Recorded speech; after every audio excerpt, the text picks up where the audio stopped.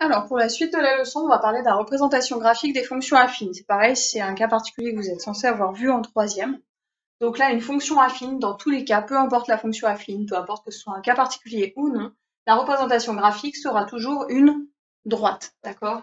Donc, une droite pour une représentation affine, pour une fonction affine, il n'y a pas le choix. Alors, il y a un petit peu de place là sur votre leçon, c'est normal, c'est parce que ça peut pas être n'importe quel type de droite.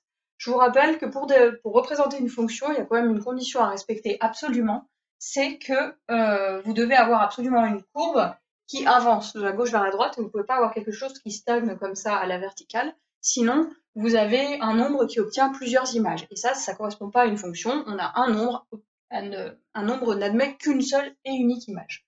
Donc là est une droite, très bien, mais cas particulier, les droites verticales ne fonctionnent pas. Donc vous pouvez rajouter non verticale. Ça, c'est super important. Si vous avez une droite verticale, on a le droit de tracer une droite verticale, vous prenez une règle, vous la tracez, c'est pas une fonction affine. D'accord?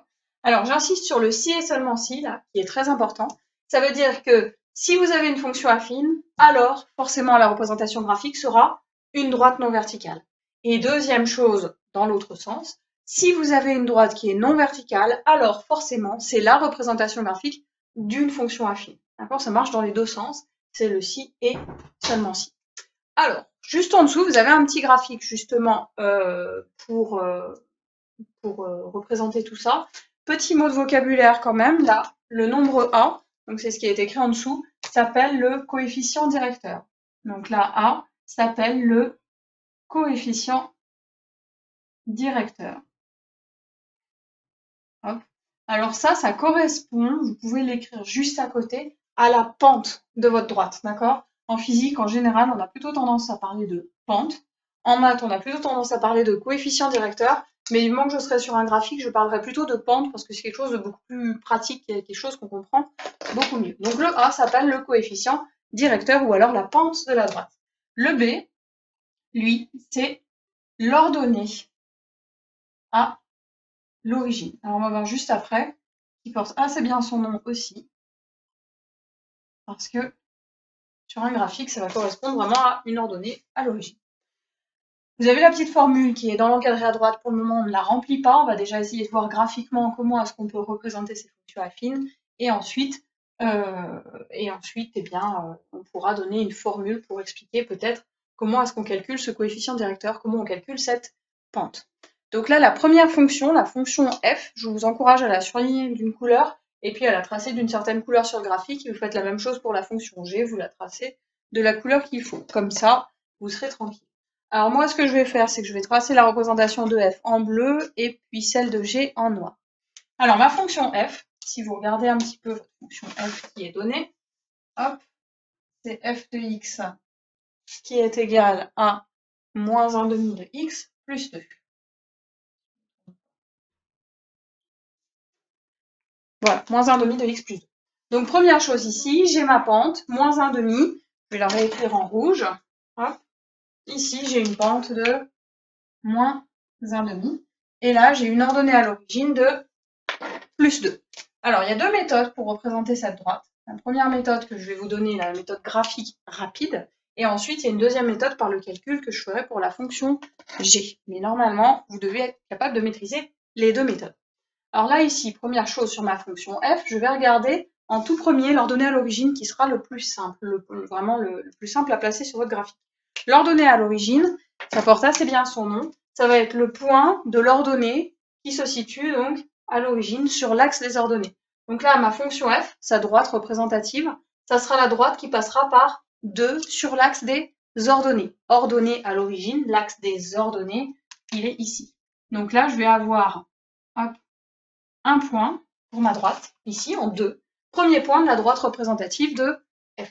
Deuxième chose, là, ici, vous avez la pente de moins 1/2. Alors la pente de moins 1/2, ça va vraiment correspondre à une variation de combien je monte, de combien je descends par rapport à quelque chose. Là, ici, vous avez une pente négative, première chose, donc ça va avoir tendance plutôt à descendre. En France, on fait une lecture de gauche à droite, donc il n'y a pas de raison de se tromper. Je suis ici, sur mon point vert. Je vais aller donc vers la droite en descendant parce que c'est négatif. Alors la question, c'est d'accord, je descends, mais je descends de combien? Je regarde, c'est marqué moins 1. Donc je vais descendre de 1. Je descends de 1, ici, hop, par rapport à mon point vert. D'accord, il faut bien que je parte de quelque part, je pars de mon point vert. Je descends de 1. Une fois que je suis descendu de 1, que je suis arrivée donc ici, mais oui, je descends de 1, mais par rapport à combien d'avancées? Par rapport à 5 d'avancées ou par rapport à simplement 1 d'avancée? Et là, ici, c'est ce que vous avez en dessous, là, le petit trait de fraction, qui est un rapport. Donc, je descends de 1 par rapport à 2. Donc là, ici, je descends de 1 quand j'avance de 2. J'obtiens donc un deuxième point, qui est ici. Entre ces deux points, je suis descendu de 1 quand j'ai avancé de 2. J'ai 2 points, ça suffit pour tracer une droite, donc je prends ma règle et je trace la droite qui passe par ces 2 points. Donc, normalement, si vous tracez correctement, ça doit couper ici en 4. D'accord ? Alors, chose importante que vous pouvez vérifier, c'est qu'en prenant n'importe quel point, là, je prends celui-ci et celui-ci, ça descend de 1 quand j'avance de 2. Puis je redescends de 1 quand ça avance de 2. Je garde la même pente, d'accord? C'est une droite en même temps, donc normalement, je garde la même pente. Et là, vous avez la courbe représentative de f. Alors, vous ne me marquez jamais f de x sur la droite, d'accord? Ce que vous pouvez écrire, en revanche, c'est que c'est la courbe c représentative de la fonction f. Donc, c'est indice f. Comme ça, c'est joli, c'est parfait. Donc ça, c'était pour la fonction f. Maintenant, si je regarde la fonction g, la fonction g, j'ai dit que je la représentais en noir. Donc, ma fonction g, qui est écrite aussi au-dessus du graphique, c'est 2x moins 1. Alors, je vais vous donner là la deuxième méthode, la méthode par le calcul. Alors là, celle-ci, c'est vraiment pour ceux qui sont moins à l'aise, parce que la méthode par le calcul n'est pas très... elle est beaucoup moins rapide, d'accord? Elle est plus efficace peut-être pour ne pas se tromper, mais elle est beaucoup moins rapide. Hop, donc là, g de x égale 2x moins 1. Pour tracer une droite, j'ai besoin de 2 points. C'est tout. On a bien vu, une fois que j'ai placé les 2 points, je prends ma règle, je les relie et j'ai tracé ma droite. Donc, si j'ai besoin de 2 points, ça veut dire que j'ai besoin de l'abscisse d'un point et de l'ordonnée d'un point.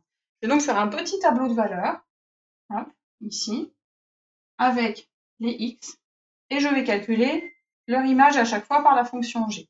Donc g de x. Là, ce que vous faites, c'est que vous choisissez 2 valeurs de x quelconques, celles que vous préférez, celles qui vont aller sur le graphique et qui ne vont pas déborder du graphique, d'accord, on essaie d'être logique, et vous faites les calculs. Alors le plus simple, en général, c'est de prendre 0. Comme ça, les calculs sont beaucoup plus rapides. Après, c'est vraiment au choix, il n'y a rien de particulier. Moi, pour faire quelque chose de bien quand même, je vais prendre 2 aussi. Allez, je vais prendre 2. Là, je calcule rapidement, je vois que ça va rentrer dans mon graphique. Mais vous auriez pu prendre n'importe quoi. Vous auriez même pu prendre des nombres négatifs, ça ne gêne pas. Maintenant, je fais le calcul. Si x est égal à 0, qu'est-ce que ça me donne? 2 fois 0 moins 1. Ça donne moins 1. Je fais le calcul avec 2. Donc là, ici, 2 fois 2, 4, moins 1, ça donne 3. Ça rentre dans le graphique, c'est parfait, je vais pouvoir placer mes 2 points. Donc mon premier point ici, de coordonnées 0, moins 1. Je vais le placer donc ici. Et là, regardez, je retrouve ce que j'ai fait juste avant. Vous voyez, quand je remplace x par 0, finalement, qu'est-ce que ça va faire? Ça va m'annuler le premier morceau, il va me rester simplement l'ordonnée à l'origine. Donc ça va couper l'axe des ordonnées en moins 1, pas de surprise. Le deuxième, coordonnée 2, 3. Donc là, je me place en 2, je monte de 3. 1, 2 et 3, là-haut. Hop, deuxième point là-haut. J'ai 2 points, donc maintenant je prends ma règle et je trace la droite qui passe par ces 2 points. Et on va voir si ça fonctionne avec l'autre méthode. C'est important de voir si l'autre méthode aurait fonctionné aussi. Alors, avec l'autre méthode, comment est-ce qu'on aurait fait? On aurait placé l'ordonnée à l'origine qui est ici. Très bien. Ensuite, on aurait regardé la pente. Alors là, la pente, vous voyez, elle est positive. J'ai une pente de 2. Une pente de 2, ça veut dire que je vais monter. C'est une droite qui monte. Plutôt bien, hein, d'accord? En revanche, là, je monte de combien? Je monte de 2. Mais j'ai pas de fraction comme tout à l'heure, là, donc je me demande, je monte de 2, mais par rapport à combien? Alors, ce que vous devez imaginer, c'est qu'il y a toujours une fraction. 2, c'est toujours 2 sur 1. Donc quand vous avez une pente de 2, ça veut dire que quand vous montez de 2, ça doit avancer de 1. On va vérifier si ça fonctionne. Donc je vais prendre là ici mon ordonnée à l'origine. Je monte de 2 et là j'avance de 1. Ça tombe pile dessus. Ensuite, je remonte de 2 et ça remonte, enfin ça réavance de 1. Donc il n'y a pas de souci, ça fonctionne très très bien. Bien. Alors maintenant, on en vient à la formule du coefficient directeur. Comment est-ce que je peux calculer ce coefficient directeur? Donc cette pente, comment je calcule la pente d'une droite? Alors c'est assez facile, parce que finalement pour calculer la pente, on voit bien que c'est une histoire de je monte par rapport ou je descends par rapport à combien j'ai avancé. Alors comment est-ce qu'on pourrait faire pour calculer de combien on est monté? Alors ce que je vais faire, c'est que je vais effacer une des deux droites. Je vais effacer la bleue. Ici. Voilà. Ça. Et je vais essayer donc de calculer la pente de ma droite qui est restée tracée en noir. La droite noire, au passage, vous pouvez l'appeler CG. Encore de la même manière, la courbe C d'indice G. Je voudrais calculer la pente de cette droite. Alors je vois bien que la pente est positive parce que ça monte. Mais comment est-ce que je peux faire pour calculer la pente de cette droite? Eh bien, ce que je vais faire, c'est que je vais regarder de combien est-ce que je monte. Pour regarder de combien je monte, il va falloir que je choisisse 2 points sur la droite. Alors moi, je vais prendre les 2 points que j'ai placés là. Je vais prendre ce point-là. Hop. Et puis, je vais prendre ce point-là. Et je vais regarder de combien est-ce que je suis montée. Donc, faites bien attention. C'est toujours une lecture de gauche à droite. Alors, je suis montée de combien entre ce point et ce point? Entre celui-là et celui-là, je suis montée de 1, 2, 3, 4. Donc là, j'ai une pente plutôt de 4. Mais 4 par rapport à combien? Ben là, ici, quand je monte de 4, c'est par rapport à une avancée de 1, 2. Donc ma pente, elle est de, je monte de 4 par rapport à 2. Donc là, ma pente serait A est égale à 4 sur 2. Ça ferait une pente de 2. Très bien, bon, ça tombe bien, c'est exactement la pente qu'on devrait trouver. Maintenant, est-ce qu'on aurait une formule qui nous permettrait de retrouver ce résultat? Comment est-ce que je peux faire là pour trouver le 4? Comment je pourrais calculer le 4 correspondant? Donc là, on va faire un petit peu comme un chapitre de géométrie. Je vais mettre des couleurs. Donc là, je vais mettre en bleu de combien je suis montée. Donc je suis montée de tout ça. Hop. Et puis, je suis avancée de tout ça. Comment est-ce que je peux faire là pour calculer cette montée? Et bien sur la montée, là ici, vous avez l'axe en bas, c'est l'axe des X. Et l'axe qui est ici, c'est l'axe où on va avoir les images, donc les f de x ou les y. Donc pour calculer la hauteur, je vais faire celui-ci moins celui-ci. Et là, faire celui-ci moins celui-ci, ça c'était l'image de 2, moins l'image de 0. Donc je vais faire f de 2 moins f de 0. Vraiment, là, en ordonnée, sur la hauteur, vous allez avoir des images. L'image de celui-ci, moins l'image de celui-ci. Ça devrait me faire la distance en bleu. Et pour les rouges, bah, je vais faire exactement pareil, sauf que c'est les x. Et là, pour avoir la distance ici, je vais faire 2 moins 0. Donc en gros, ce que je vais faire, c'est que je vais soustraire les ordonnées, et ensuite, par rapport à mes abscisses, donc par rapport à la distance qui est là. Donc ça fait que pour compléter votre petite formule, vous allez pouvoir écrire que le coefficient A, et donc dans l'encadré, hein, juste au-dessus du graphique, le coefficient A est égal. Donc d'abord, là, ici, l'ordonnée, ça va être les f de x. Alors il va falloir que je les différencie quand même, hein, j'ai deux nombres. Donc je vais les appeler f de x1 moins f de x2. Alors, après, vous mettez bien dans l'ordre que vous voulez, mais ce qui est important, c'est vraiment que je fasse l'un moins l'autre.